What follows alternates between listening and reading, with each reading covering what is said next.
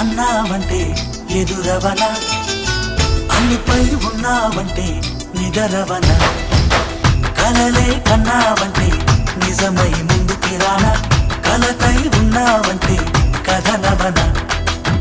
అమ్మలో ఉండే సగం అక్షరం నేనే, నాన్నలో రెండో సగం లక్షణం నేనే. అమ్మ తోడు నాన్న తోడు అన్ని నీకు అన్నే చూడు, చెల్లిపోని బంధం నేనమ్మా చిట్టి చెల్లెమ్మా.